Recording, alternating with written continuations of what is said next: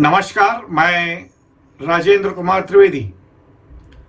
जैसा कि आप सभी जानते हैं, कुछ दिनों पहले लोकमत इस समाचार पत्र में एक लेख छपा था जिसका शीर्षक था श्री सुबोध कुमार जायसवाल जी के ऊपर लगाई गई इंक्वायरी, रश्मि शुक्ला जी की जो टेलीफोन टेपिंग संदर्भ में लगाई गई इंक्वायरी का निर्णय रद्द कर दिया गया है।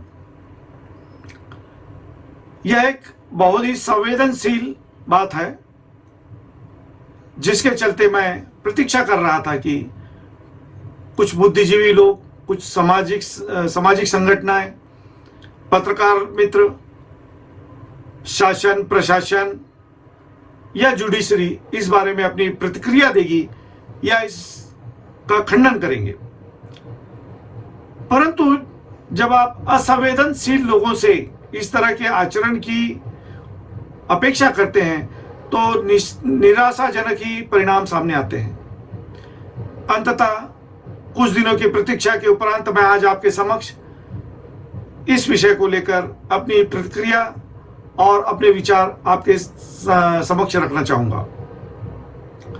श्री सुबोध कुमार जायसवाल जी ये हमेशा से चर्चा का विषय रहे हैं, परंतु ध्यान देने की बात है, ये सिर्फ विवादास्पद मुद्दों की चर्चा का विषय ही रहे हैं और विवादास्पद मुद्दों पर ही इन्हें प्रसिद्धियां मिली हुई हैं। चाहे फिर इनकी बदली का विषय हो, इनका सरकार के साथ वाद विवाद हो, या फिर इनकी कार्यक्षमता, असीमित कार्यक्षमता, जिसके लिए वे जाने जाते हैं कि इनके पास यदि मुद्दे के बारे में कुछ भी मालूमात न हो, उसके बारे में कुछ भी जानकारी न हो, फिर भी ये उस विषय पर बहुत ही अच्छा निर्णय लेने में सक्षम है। जिसका बहुत अच्छा उदाहरण है तेलगी प्रकरण में उस समय भूतपूर्व पुलिस कमिश्नर श्री रंजीत शर्मा जी की अरेस्ट, बगल साहब की अरेस्ट, प्रदीप सावंत जी की अरेस्ट, डीसीपी प्रदीप सावंत जी की अरेस्ट, जो कि बाद में सभी के सभी निर्दोष छोड़ दिए गए, जिसके चलते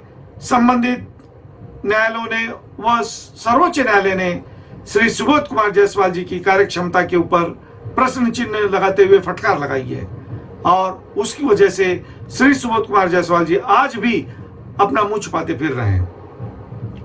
रही बात उनके सीबीआई डायरेक्टर बनने की, जिसको चलते महाराष्ट्र शासन और प्रशासन ने यह निर्णय लिया है कि सुबोध कुमार जायसवाल जी का श्री रश्मि शुक्ला जी के प्रकरण में, टेलीफोन टेपिंग प्रकरण में उनके विरुद्ध इंक्वायरी को रद्द किया जाएगा, करने का निर्णय लिया गया।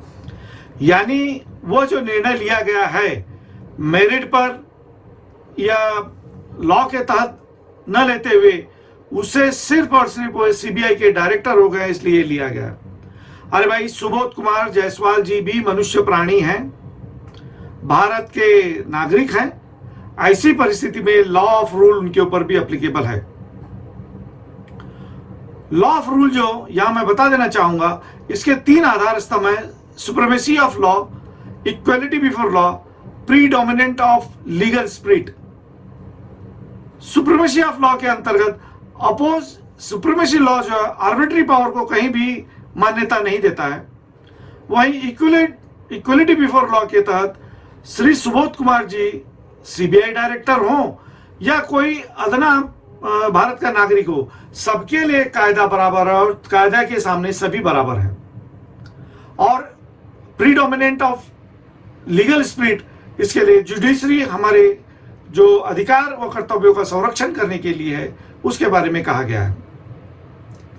यहां मैं बताना चाहता हूं कि सरकार का इस तरह का निर्णय लेना, और वो भी इसलिए कि जायसवाल जी सीबीआई डायरेक्टर हैं, यह पूर्णतः अनुचित होगा।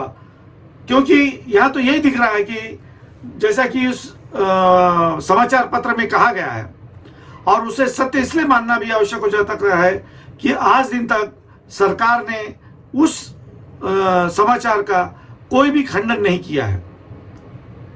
इसलिए वो समाचार की सत्यता अभी इस वक्त तो अबाधित है। यहां पर जो उन्होंने कहा है कि हमारे संबंध मधुर बने रहे, इसलिए उनके विरुद्ध जो इंक्वायरी है उसका निर्णय रद्द किया गया है, यह कतई योग्य नहीं है। यह रूल ऑफ लॉ के अंतर्गत कतई नहीं आता है, क्योंकि government is subject to law rather than law is subject to government. Government authority should not have arbitrary power.